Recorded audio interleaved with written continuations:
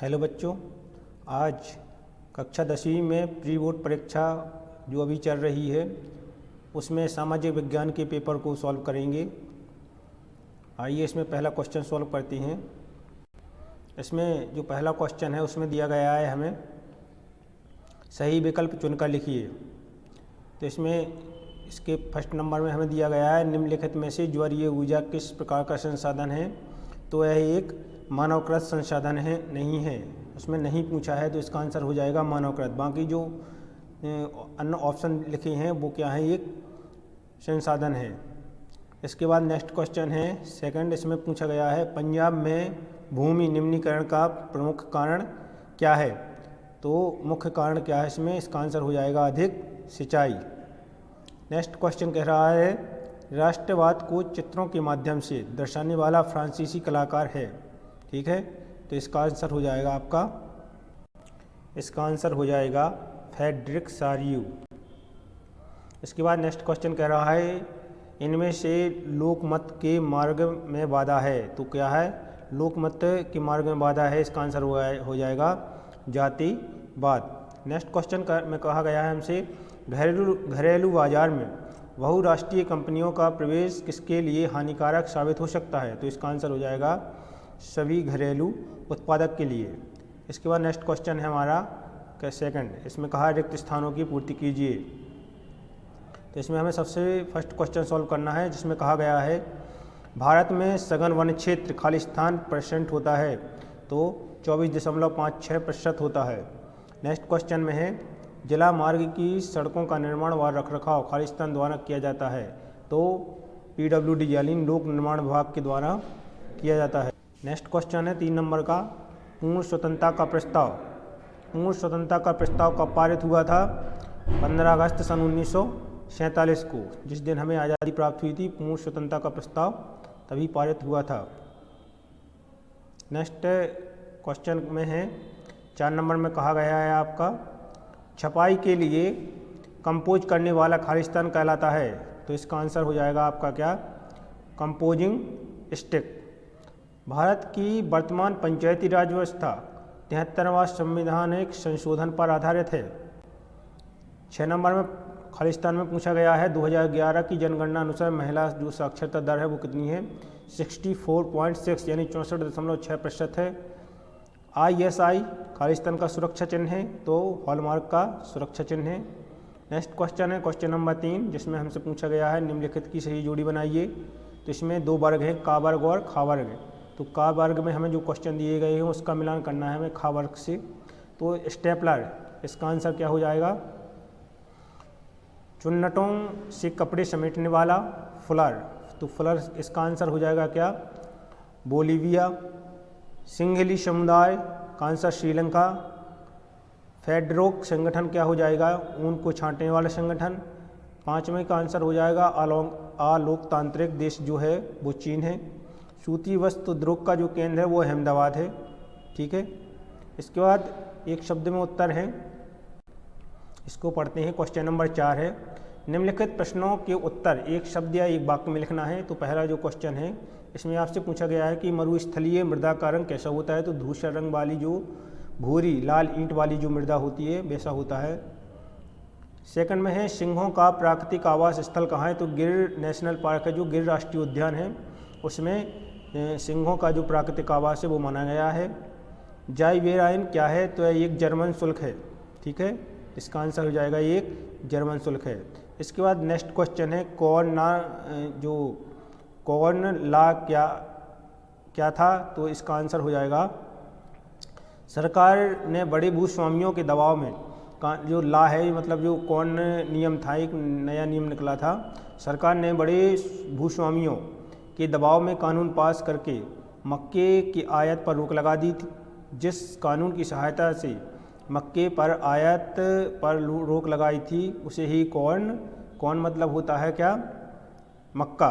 तो उसके लिए जो नियम निकला था उसे ही हम कॉर्न ला नियम कहते हैं। ठीक है, इसके बाद 5वां एक शब्द में उत्तर है यूरोपीय संघ का मुख्यालय कहाँ स्थित है। तो आपको ये आंसर नोट कर लेना है इसमें से।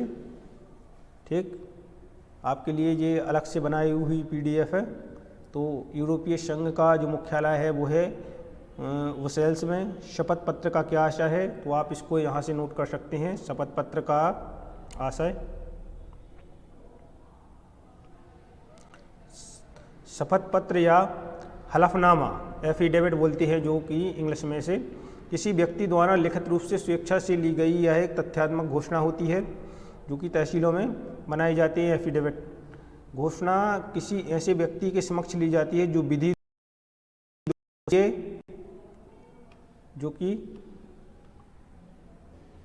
द्वारा उसके लिए अधिकृत हो, जैसे नोटरी पब्लिक और कमिश्नर। शपथ पत्र में शपथ जो करता होता है शपथ लेकर बयान देता है कि वह कुछ भी जानकारी दे रहा है वह क्या है, सच है। तो वहाँ पर जो टाइप किया जाता है वो उसी के मुझ कर किया जाता है। भारत में सर्वाधिक साक्षर राज्य केरल है। केरल की जो साक्षरता जो दर है वो वहाँ के जो व्यक्ति हैं सबसे अधिक पढ़े लिखे हैं, इसलिए वहाँ की जो साक्षरता है वो सबसे अधिक है। निम्नलिखित में से सत्य असत्य, क्वेश्चन नंबर हमारा 5 है, इसमें हमसे सत्य असत्य के बारे में पूछा गया है। महासागरीय जल अलवणीय होता है, तो आपके लिए इसी में से हमने क्वेश्चन आंसर जो है वो नोट कर दिया गया है, तो ये पहला क्या हो जाएगा, सत्य हो जाएगा। इसके बाद सेकंड में पूछा गया है मार्टिन लूथर प्रोटेस्ट धर्म सुधारक हैं, तो ये सत्य घटना है, तो इसका आंसर सत्य हो जाएगा। इसके बाद नेक्स्ट है ईसाई धर्म की शाखाएं कैथोलिक और प्रोटेस्ट के विभाजित हैं, तो ये सत्य हो जाएगा। क्वेश्चन नंबर 4 में भारतीय स्टेट बैंक करेंसी नोट जारी करता है, तो भारतीय स्टेट बैंक नहीं, RBI governor reserve bank of India करता है, तो ये सत्य घटना हो जाएगी। सेवा क्षेत्र अर्थव्यवस्था का प्राथमिक क्षेत्र, ये सत्य घटना हो जाएगी। इसके बाद 6 नंबर में कहा गया है चाय की झाड़ियों को उगाने के लिए वर्ष भर कोष्ण नम और पाला रहित जलवायु की आवश्यकता पड़ती है, तो यह क्या हो जाएगा, एक सत्य हो जाएगा। इस प्रकार से आपके जो ऑब्जेक्ट टाइप क्वेश्चन हैं वो कंप्लीट होते हैं। इसके बाद हम पढ़ते हैं जो क्वेश्चन है, क्वेश्चन नंबर 6 है। इसमें कहा गया है एजेंडा 21 क्या है, तो इसका आंसर इसमें लिख दिया गया है आपके लिए। आप चाहें तो यहाँ से नोट कर सकते हैं, अपनी उत्तर पुस्तिका में लिख सकते हैं। सन 1992 में संयुक्त राष्ट्र संघ का पर्यावरण एवं विकास के मुद्दे पर केंद्रित एक सम्मेलन ब्राज़ील के रियो डी जेनेरो में हुआ था। इस सम्मेलन का पृथ्वी सम्मेलन के नाम से जाना जाता है। इसमें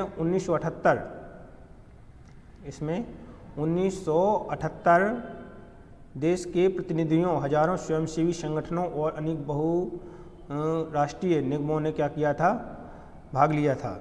क्वेश्चन नंबर इसमें ये 7 देखिए आप। क्वेश्चन नंबर 7 को पढ़ते हैं। क्वेश्चन नंबर 7 में हमसे कहा गया है कि जैव विविधता किसे कहते हैं, ठीक है। तो जैव विविधता के बारे में इसमें लिखना है आपको। जैव विविधता या जीव भिन्नता पृथ्वी पर पाई जाने वाली विविध प्रकार की उन जैवीय प्रजातियों को कहते हैं जो अपने अपने प्राकृतिक आवास क्षेत्र में पाई जाती है।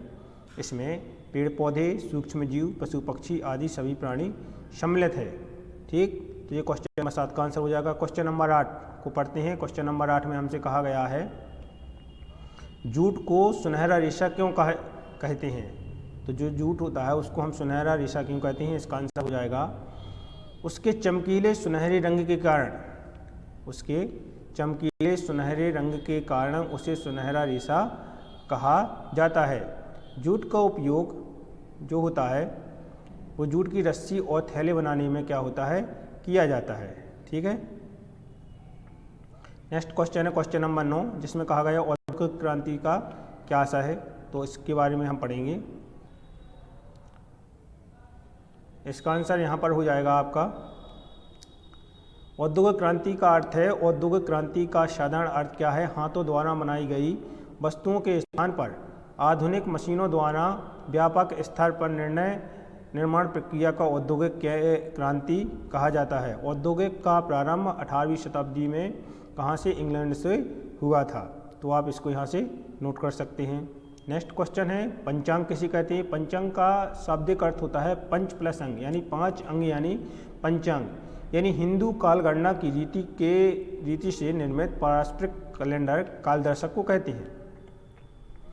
पंचांग नाम इसके 5 से बने होने के कारण होता है, जो तिथि वार नक्षत्र योग करण, इस प्रकार योग प्रमुख भागों में बने होने के कारण होता है।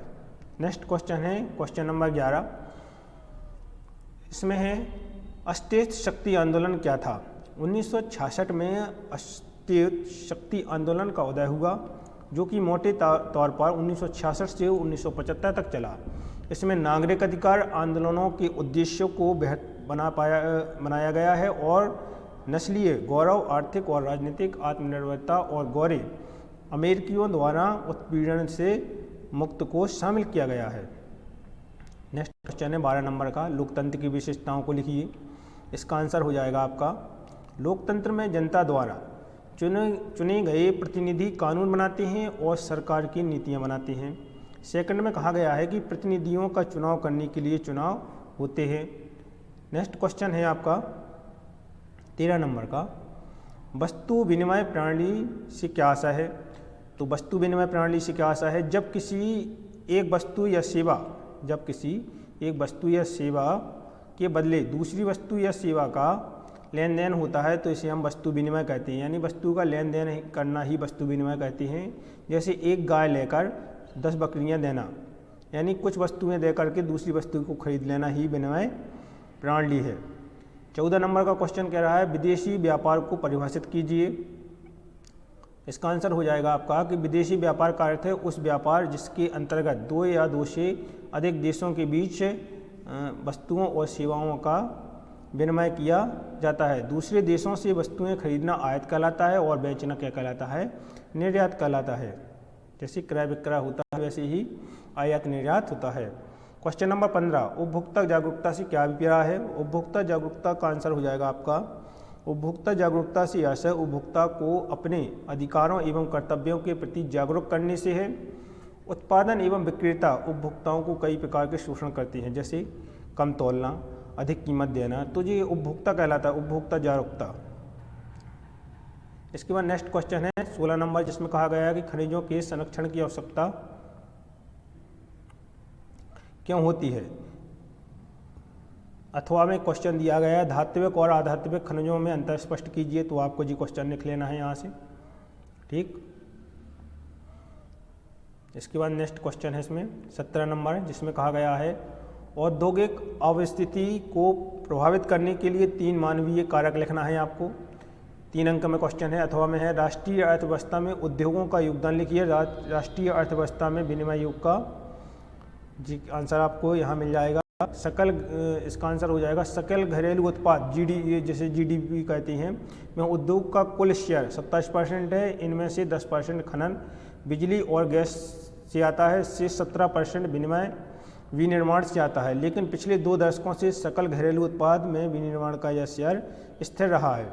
तो आप इसको क्या कर सकते हैं, यहाँ से नोट कर सकते हैं। 18 नंबर का जो क्वेश्चन है इसमें कहा गया है, ईस्ट इंडिया कंपनी ने भारत में बुनकरों पर निगरानी रखने के लिए गुमाश्तों को क्यों नियुक्त किया है। अथवा सूरत बंदरगाह 18वीं सदी के अंत तक हाशिए पर पहुंच गया था, स्पष्ट कीजिए। तो इसमें आंसर हो जाएगा, ईस्ट इंडिया कंपनी कपड़ा उत्पादन और व्यापार एकाधिकार पर निर्णय करना चाहती थी, अतः उसने गुमाश्तों की नियुक्ति की जो बुनकरों की निगरानी रखना थे और कच्चा माल खरीदने के लिए उन्हें पेशगी के रूप में कर्जा देते थे। तो ये हो जाएगा आपका क्वेश्चन नंबर, इसका आंसर हो जाएगा। इसके बाद नेक्स्ट क्वेश्चन है 19 नंबर, लोकतंत्र में विपक्ष की भूमिका पर प्रकाश डालिए। अथवा लोकतंत्र में राजनीतिक दल महत्वपूर्ण भूमिका निभाते हैं, इस कथन को स्पष्ट कीजिए। तो विपक्ष की महत्वपूर्ण भूमिका आपको यहाँ से लिख लेना है, पॉइंट में आपको दिए गए हैं, पॉइंट 1, पॉइंट 2 और इसके साथ ये वाला है पॉइंट 3। तो आप इसको यहाँ से क्या कर सकते हैं, अपनी उत्तर पुस्तिका में आराम से लिख सकते हैं। इसके बाद पॉइंट भी 4 नंबर का भी पॉइंट आपको नोट कर लेना है साथ में। नेक्स्ट क्वेश्चन है 20 नंबर का, भारत के सीमा कर मानचित्र में निम्नलिखित को दर्शाइए। तो या फिर अथवा में है, भारत के सीमा कर मानचित्र में निम्नलिखित को दर्शाइए। तो छोटा नागपुर का पठार, जो अंकलेश्वर, रानीगंज, विजयपुर, तो ये आपको क्या कर लेना है, एक मानचित्र खरीद लेना है बाजार से, 1-2 रुपए का आएगा, उसमें से आपको उनको दर्शा लेना है। जलियांवाला बाग हत्याकांड का विस्तार से वर्णन लिख लेना है आपको। जलियांवाला बाग हत्याकांड भारत के पंजाब प्रांत के अमृतसर में स्वर्ण मंदिर के निकट जलियांवाला बाग 13 अप्रैल 1919 वैसाखी के दिन हुआ था। माना जाता है कि यह घटना भारत में ब्रिटिश शासन के अंत में हुई थी। महारानी एलिजाबेथ के स्मारक पर मृतकों को श्रद्धांजलि दी थी। ठीक है, तो जलियांवाला बाग जो हमारा भारत का जलियांवाला बाग हत्याकांड हुआ था 13 अप्रैल सन 1919 को, तो उसकी घटना आपको यहाँ से नोट कर लेनी है। क्वेश्चन नंबर 22 में लोकतंत्र की 3 प्रमुख चुनौतियाँ का उल्लेख करना है, तो उसको आप 3 चुनौतियाँ हैं। बुनियादी चुनौती अर्थात लोकतंत्र की स्थापना अथवा लोकतंत्र की वापसी की चुनौती, लोकतंत्र के विस्तार की चुनौती, लोकतंत्र को मजबूत करने की चुनौती। आप इस की PDF टेलीग्राम के माध्यम से प्राप्त कर सकते हैं। टेलीग्राम की जो लिंक है वो यहाँ पर डिस्क्रिप्शन लिंक में आपको मिल जाएगी। यहाँ पर आप टेलीग्राम चैनल को ज्वाइन कर सकते हैं और वहाँ से PDF डाउनलोड कर सकते हैं। टेलीग्राम चैनल का जो नाम है, इस प्रकार से आपका जो सामाजिक विज्ञान का कक्षा 10वीं का पेपर है वो कंप्लीट होता है। लास्ट क्वेश्चन और बचा है इसका, क्वेश्चन नंबर 23 है उपभोक्ता जागरूकता वाला, उसमें आपको लिख लेना है। उपभोक्ता जागरूकता है एक उपभोक्ता के रूप में अपने अधिकारों को किसी व्यक्ति समझ उपलब्ध उत्पादों और सेवाओं के विपणन किया जाता है। ऐसा और बेचे के विषय में एक उपभोक्ता के रूप में अपने अधिकारों को किसी व्यक्ति द्वारा किया जाता है। इस अवधारणा की 4 श्रेणियों के सहित सुरक्षा, पसंद, जानकारी और सुना जाने का अधिकार शामिल है। ये क्वेश्चन नंबर आपका क्या है 23 का आंसर हो जाएगा, तो आपको इतना नोट कर लेना है यहाँ से।